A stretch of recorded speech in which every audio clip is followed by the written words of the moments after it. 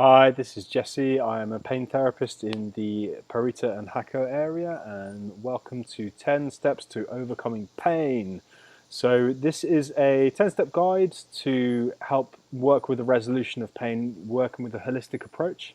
And we're going to explore some of the nuts and bolts of exploring pain. So, if you want more of the theory of the transformation and the mindset behind pain, then you can look at the replay of the Transforming Pain into Purpose workshop that was held at the end of July 2026.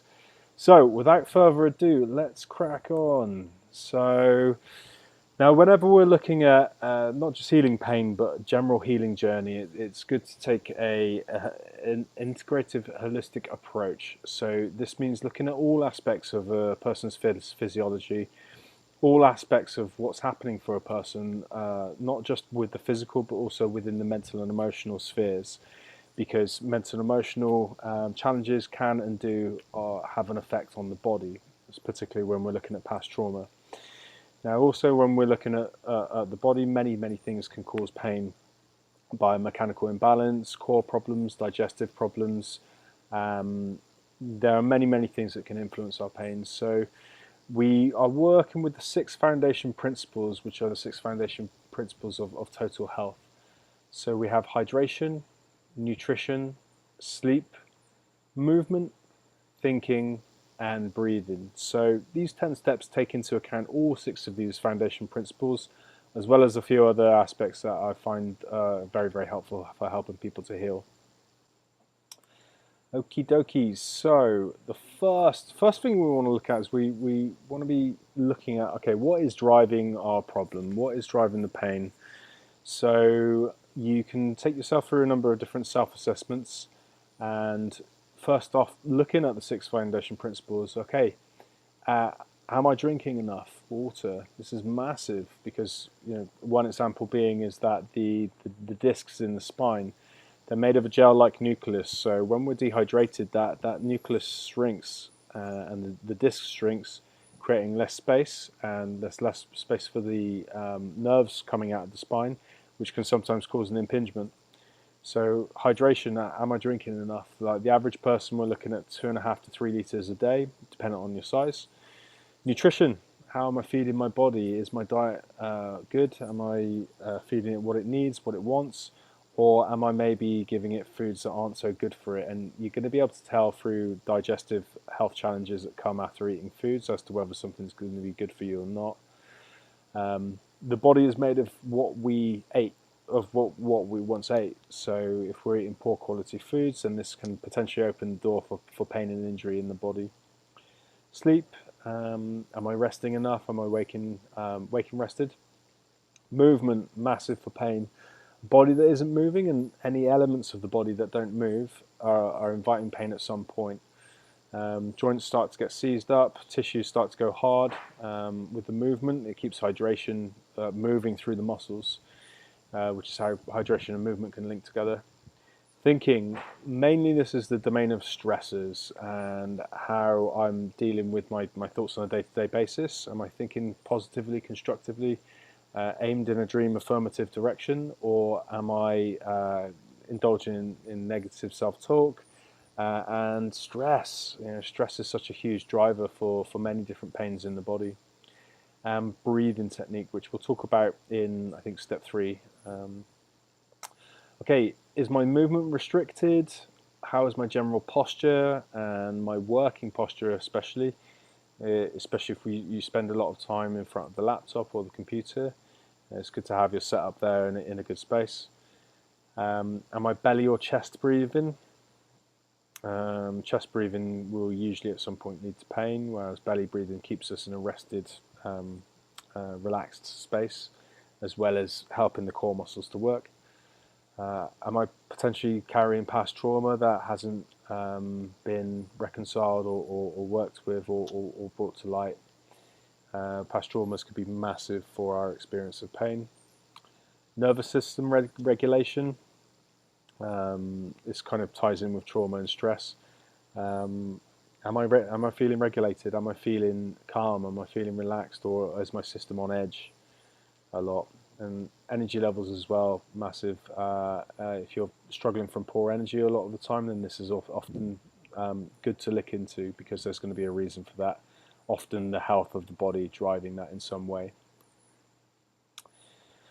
Okay, so the first step in overcoming pain, numero uno, is what is your dream? Now, when you have a big enough dream, you don't need a crisis.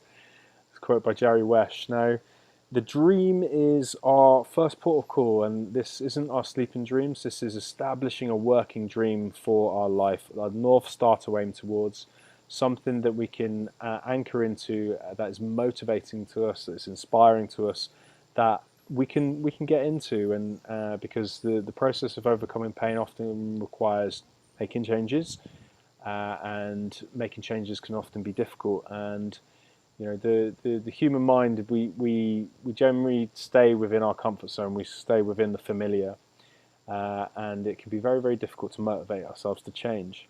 Whereas if we have a reason big enough for us to change for, or a dream, then this provides the motivation and inspiration, the anchor point to enact that change. So establishing a dream is so important, so important. Of all of the clients that I've worked with in the past, the ones that have compelling dreams to work towards are usually the ones who do much better with their programs. I remember one woman, actually many years ago, she came to me with the dream of, or the desire to lose 10 pounds. And I questioned this because it wasn't the most exciting dream. Like, usually when we're thinking of losing weight, this is lodged in some sort of negativity. But I picked up in her paperwork that she said something about the leader in me. And I was like, oh, what is that? The leader in me? That's interesting. So I questioned her about the leader in me, and she lit up. And she came alive, and it was just a complete flip reverse on where she was before. So instead of making it the lose 10 pound program, we made it the leader in me program. And man, it was one of the easiest clients I ever had, because she was so inspired by becoming this leader and in a workplace that yeah, she was on fire throughout the entire program and got a fantastic result. um, I didn't actually see her in person, but we got rid of her knee pain within just a few weeks, just through making some dietary changes, and she ended up losing the weight very easily. So that's the potential power of having a compelling dream. So yeah, what is your dream? And now, if you don't know your dream, that's fine. That's completely fine. Not everyone knows where they want to get to within things. Sometimes it's having to look at the nightmare, and often if you're in pain, you are in some degree living the nightmare. So the nightmare can help you to see where you don't want to be, so you can construct a more positive reinforcement of the dream, guiding you to where you do want to be. So establishing your dream is always the first port of call, and a good way to do that is ask yourself, what lights me up? What do I desire? What makes me feel good? Everyone's different. For some people, it's playing with their grandkids without pain. For some people, it's being able to have the energy to move into a meaningful project. For other people, it's raising kids. For other people, it is running a marathon. It's different for every person, but whatever it is, it's very important to have that. Ooh. So we're going to move on to the next. We're going to move on to the next principle. 2 seconds. Okay, step 2. So hydration, nutrition, and sleep. Now, these are our first port of call when it comes to our foundation principles.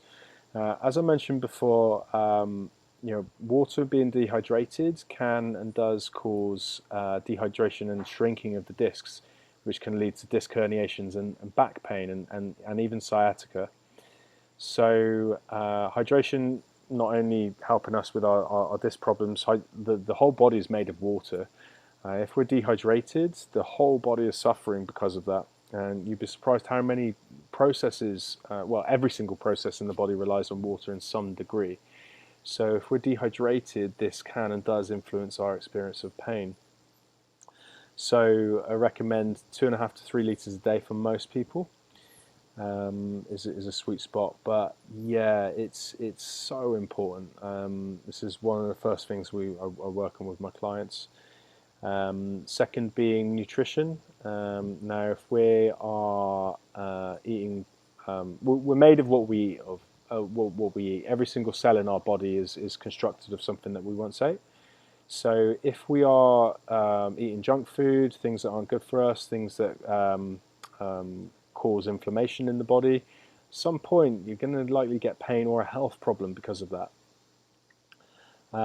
Sometimes directly. So there's some people say that every time I have sugars, or every time I drink beer, or every time I eat gluten or bread, my back pain gets worse. Wow, that's interesting. It's because the nerves that feed the core muscles and the organs are on the same loop. So when we have inflammation in the body, then this can and does shut down the core muscles supporting structures like the back. So we often find that pain and poor diet are connected. And then we've got sleep. So the body cannot recover itself if it's not well rested. So sleep is so important for the regeneration of the tissues. So this is getting to bed on time. So very interestingly, from 10 p.m. to 2 a.m., the body goes through physical repair. From 2 a.m. to 6 a.m., the body's going through its psychological repair. So if we're going to bed super late and we're in pain and we're looking to heal, then we're going to be cutting into that body's repair time from 10 p.m. till 2 a.m. So I've seen massive differences with people just from getting these principles in place. It's surprising. And this is why it's a step 2 and not later on. It's so important because it lays the groundwork for everything to come. Okay, so step 3, breathing mechanics. Now, breathing, massive, massive player when it comes to pain, like massive. So the breathing is one of the most important tasks for our physiology. It's one of the most important things that we do as human beings, and we know this because stop breathing for 3 to 5 minutes and you're in trouble. So the breathing technique biomechanically is influencing every single system of the body. And it's also if we're breathing incorrectly or got faulty breathing mechanics, all kinds of systems further down the chain in the body will potentially move around and change in order to breathe more effectively. So an example being if we're breathing incorrectly, the spine may shift position to open up the breathing. Because the spine has shifted position, this may have a knock-on effect to the control of the hips, and then change something there, and then the knee pain may arise because the origin of that is breathing mechanics. So this is something I work on with my clients like very early, like the first session usually, because when we fix the breathing, so many things further down the chain can resolve themselves. So yeah, very, very, very important function of the body that dictates so many other systems of the body. So I'll run through them quickly. So we have our jaw. So this is in order of importance. Breathing first, jaw second, eyes on the horizon third, hearing, top vertebrae. So if the breathing's off, that could be shifted from left to right, which can cause a whole body shift, which can cause pain. Then you've got the organs. Then you've got the emotional system that tends to move around. Top of the spine, bottom of the spine. And then last of all, you've got the arms and legs. So the elbow or knee problem or ankle problem is very rarely actually an elbow, knee or ankle problem. There's always something higher on that. A lot of the time something higher on the chain that's actually creating those problems further down the chain. Arms and legs are just the bottom of the pile, bottom of the chain, whereas breathing mechanics is the top. So we fix the breathing and everything else is helped. So a great port of call. Oh, just dipped out there, 2 seconds. Okie dokie, we're back in. So, first port of call when we're looking at the breathing, like most people are breathing into their chest. Now, we breathe thousands of times a day, roughly 25,000 times a day. If you're breathing into your chest, 25,000 times a day, those neck muscles are picking your shoulders up and down. which eventually will cause tension in the shoulders and also a collapse in the posture. Diaphragm stops working. Diaphragm's a massive postural muscle as well. And if I had just 10 minutes with someone to create the biggest change in their body, as I would work with breathing technique every single time. So if you notice that your chest breathing, it's good to look in the mirror. What you can do is you can put one hand on your belly, one hand on your chest, and try and fill up your belly like you're filling a balloon. Really feel it rise, and then as you breathe in, and then let the balloon go and let the air come out. And yeah, it's good to practice this for a little while. It took me around 2 weeks to change my breathing technique from being a chest breather to a belly breather when I first learned about this. And it's a process of catching yourself. Right, I'm back in my chest. Okay, let's come down into the belly. Oh, I'm back in my chest. Let's come back down into the belly. And in this way, we can start to work with our breathing mechanics. Many other benefits to breathing correctly, not just with pain, but the pH of our blood lowers, the spine gets pumped, the organs get pumped as well. Like there's a saying that every breath is a hug to the organs. So yeah, really, really, really beneficial getting your breathing mechanics in a good place. Okay, the next one. Right, we've established our dream, we've worked our hydration, nutrition, sleep, we've fixed our breathing. Now we're looking at releasing basic restrictions. Many ways to do this. So we're looking at things like stretching, things like foam rolling. Targeted manual therapy is also very, very good. Looking at the spine, and especially paying attention to the spine, because the spine is a control center for the rest of the body. So restrictions in the spine often send problems down into the arms and legs. So now the good news is that the further out someone's posture is, paradoxically, sometimes actually the easier it is for them to get out of pain. Because if someone's got a really far tilted forward pelvis, like really excessively, then that's probably driving a lot of the pain. So a lot of the time you just loosen off like one structure, and then the pain goes down massively. If you're lucky, if that's what's driving the pain. So we're looking at releasing basic restrictions. Now I would usually start with someone. We'll work a lot with back pain, knee pain, shoulder pain. Now, a lot of the origin of this is in the hips. So do a lot of work first to actually correct the hips. And when we correct the hips, all through the body starts to change, because the source of most of the muscle imbalance for the body is in the hips. Now, most people, their hips are tilted forward, they're tilted backwards, maybe even twisted, or maybe one hip is in a good position, the other hip's forward or back. It's multiple different combinations. And yeah, when the hips are out, this can absolutely lead to knee pain, ankle pain, shoulder pain, because the rib cage mirrors the hips. And yeah, also like neck pain can come along for the ride there as well. And when it comes to the core muscles as well, the core muscles will struggle to fire if the hips are out of balance. So releasing and stretching the muscles like the quads, usually key players, IT bands down the sides of your legs, lower back, getting in there with a trigger point ball. Sometimes the hamstrings, but not all the time. We need to be mindful around stretching the hamstrings, because sometimes they actually need to be strengthened.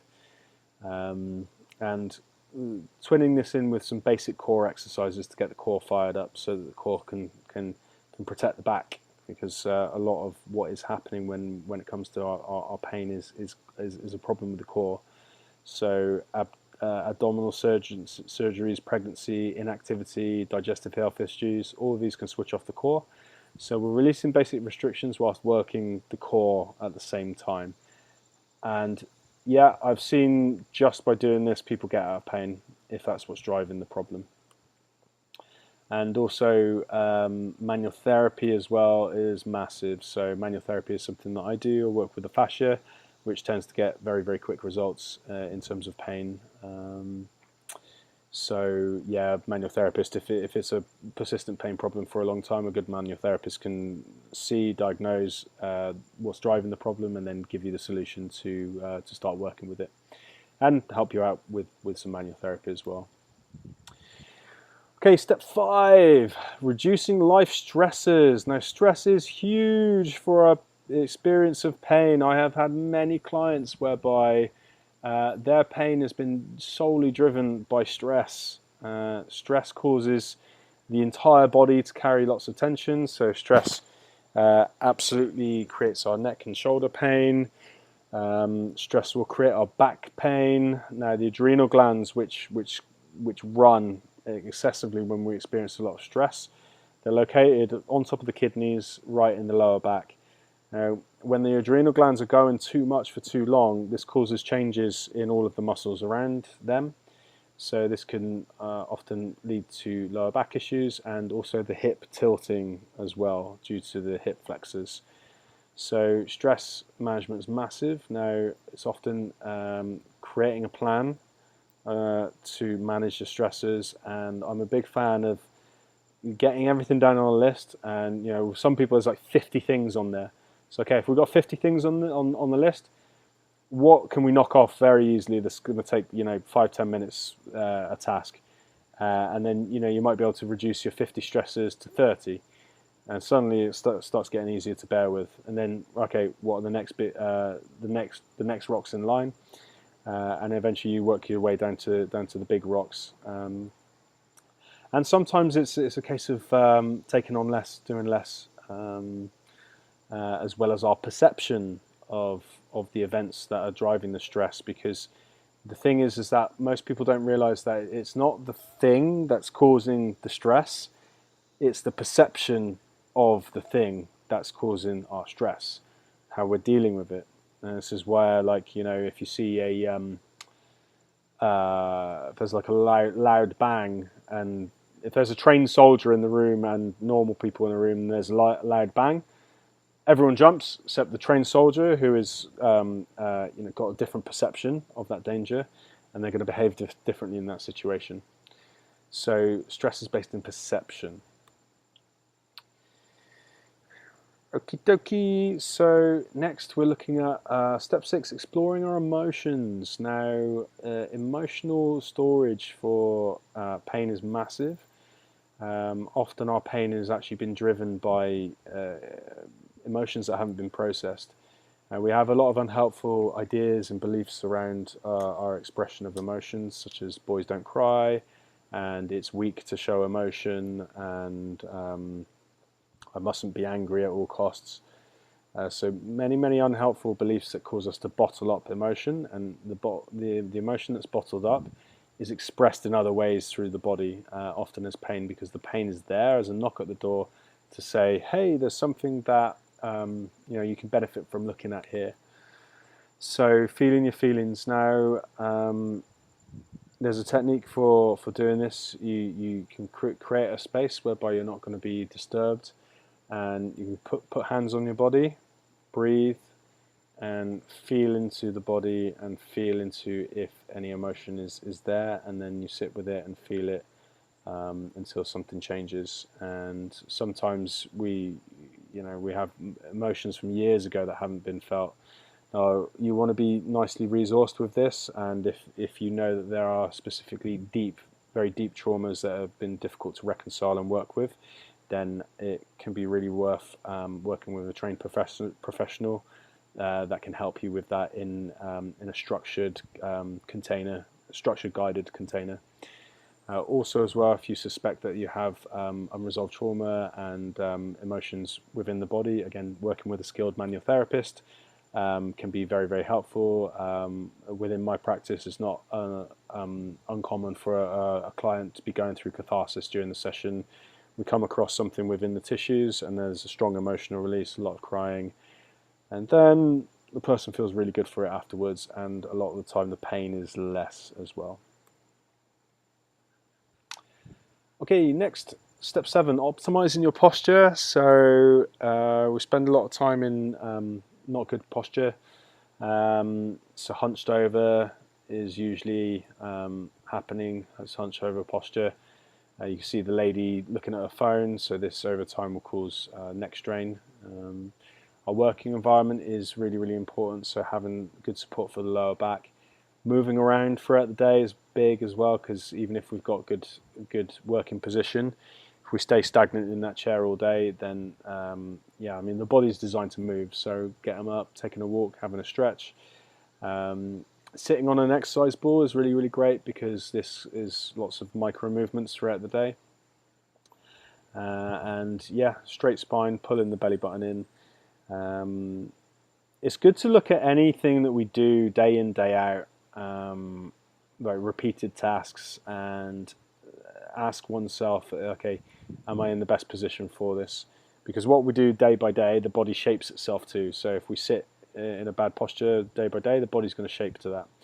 I heard a story once of a checkout girl who was sending food through day in, day out, and she developed a lot of back pain. And what was happening was, where she was checking out on the same till every single day, she was rotating to the same side all day, every day, which eventually gave her pain. So she requested to sit on a till which was like the other way, so she would rotate the other way, and was able to resolve the pain.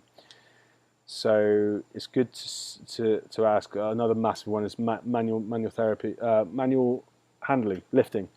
So, you know, if we're lifting with poor posture, with a rounded back, at some point your body's going to give you pain to slam you on the brakes to tell you that, hey, you can't continue this way and there's going to be a problem, man. So it's good to look at whatever we're doing habitually and see if we're doing this in the best position. Okay, step 8, investigate the psyche. So we spoke about this in transforming pain into purpose. Now, often there are conflicting motivations within the mind and emotions coming from the shadow. So on the surface, we don't want the pain, but now and then there can actually be some sort of shadow payoff that the pain is giving us, some sort of shadow payoff. So you'd be surprised how much pain actually has a mental component within it, behavioral component, and yeah, this is really worth looking into. Again, working with a trained professional to help you to uncover if there are any patterns that may be getting in the way of you healing from pain. So it may be self-sabotage patterns. It may be related to fear. It may be that the unconscious mind believes that by you being in pain, you're kept safe. There are many aspects to this. So I talk in a little bit more detail on the Pain to Purpose webinar. So you can check that out there. And I'm going to be doing a much more extensive webinar on this in November. So check that out. Okay, step 9, deeper opening, stretching and mobility. So now we're looking at bringing in movement as a regular practice. So we're looking at having specific stretches and mobility routines for our specific pain problems. And it's important to be specific. Now, generalist is also okay, and for a lot of people actually generalist is a great start. So generalist is like looking up a general mobility and stretch routine on YouTube and following that, or joining a class. This is great. It's going to get some general movement in, which is fantastic for most people. But for specific pain problems, we can also benefit from specific pain interventions and specific stretching and specific mobility guidance. So again, you can go on your own investigation with that, and it can be a really rewarding journey that's going to teach you a lot about your body. Or again, you can work with a professional. Myself, I'm a corrective exercise specialist, so I can also help you with that potentially. But yeah, moving into a daily mobility practice of some description. The human body is designed to move. One of our biggest challenges in our modern life is sedentary lifestyle. You've probably heard this a lot. I've heard the saying that sitting is the new smoking. I agree with that. You'd be surprised how actually, detrimental for the body sitting habitually is. So yeah, getting in that frequent practice to keep the body in a good place. And the last step is movement as medicine. So staying active, guys. So again, working with specific exercises or generalist exercises, both are great.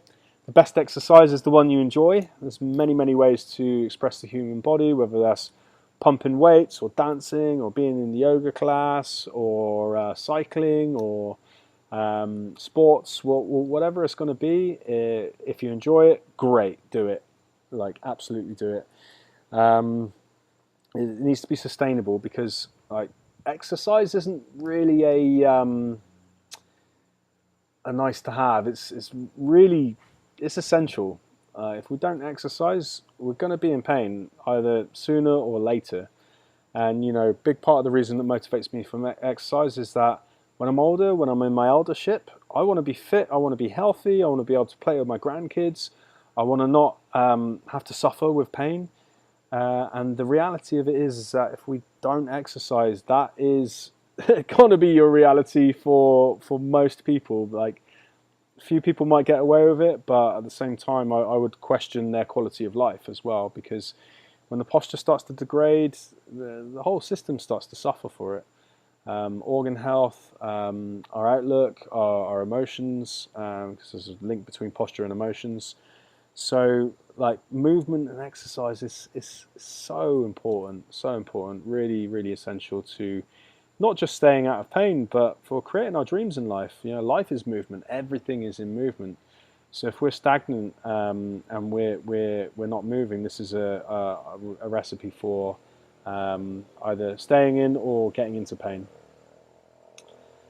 So that comes to the end. Yeah, so different techniques that you can work with to help you with pain.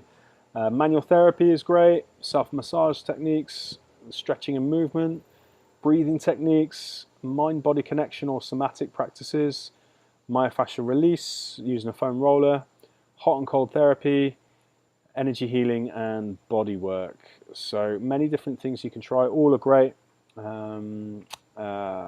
Yeah, anything you feel drawn to is worth exploring for sure. Then we've got our 6 foundation principles of hydration, nutrition, sleep, movement, thinking, and breathing again as our essentials. Okay, so I think, yeah, okay, so techniques. Now, if you're looking to resolve pain and looking for a manual therapist, then I would be very happy to help. I have a very good track record of getting people out of pain, also a teacher of this fascial massage therapy technique. I absolutely love it. I absolutely love supporting people. And I may be able to provide you with the answers that you've been seeking in terms of your experience of pain. So if that's you, I'd love to support you in getting through that pain and, yeah, experiencing the growth that's on the other side of that pain. So you can get in touch. I'll let you know how to get in touch at the end. Okay, so your obstacles to success: a lack of awareness of what's happening. So being in pain forces us to become aware and forces us to make change. The alternative is more pain. Ignoring the body's signals. So the body's always trying to tell us things, but we're not always able to listen, or we're not always listening. A lack of consistency, so not able to stick to something like a program or a diet. Surface level solutions. So a lot of people are kind of going in the right direction with things, but it's not enough. Like one stretch isn't enough often. Going to like a yoga class every couple of weeks is not enough. It's positive, don't get me wrong, it's going in the right direction, but you know, you need to consistently be doing certain things in order to create the right conditions in the body, strengthen the muscles in the right way to be out of pain. Emotional resistance. We just don't want to do things, especially when it's concerning with making change. That's where I recommend changing just a few things at a time. Start slow and go from there. And then overwhelm or confusion. There's a lot of stuff out there. You know, you can hundreds of thousands of videos and do this, don't do that, and especially in the diet world, you know, this is the best diet, and that's the best diet, and this is good for you, that's bad for you. So there's a lot of information out there. So educating yourself with resources, working with a trained professional to kind of help to guide the way with that. There is a phenomenal resource called, in the form of a book called How to Eat, Move and Be Healthy by Paul Chek. So that is a very great book to start with. It's like the health Bible, How to Eat, Move and Be Healthy by Paul Chek, Chek. Okay, and then life beyond pain, what becomes possible? So we get freedom to move, more energy, better sleep, improved mood, greater confidence, better focus and mental clarity, less stress and anxiety, stronger relationships, more play and adventure, return to hobbies and sport, greater independence. I will crowbar in there, better libido and better sex for sure. Improved work and productivity, better health and resilience, more creativity, more presence with loved ones, more joy and gratitude, renewed hope, greater purpose, and your life back. And ultimately freedom to pursue your dreams. So this is a very, very well worth endeavor to put some time into and put some focus into, put some consciousness towards, because everything in your life improves.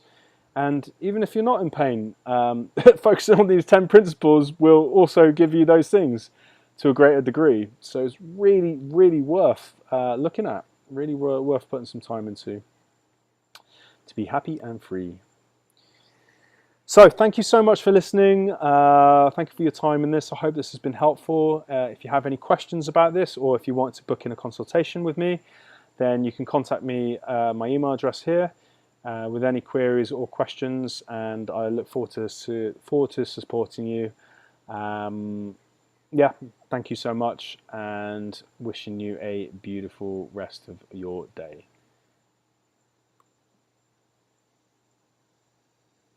Thank you.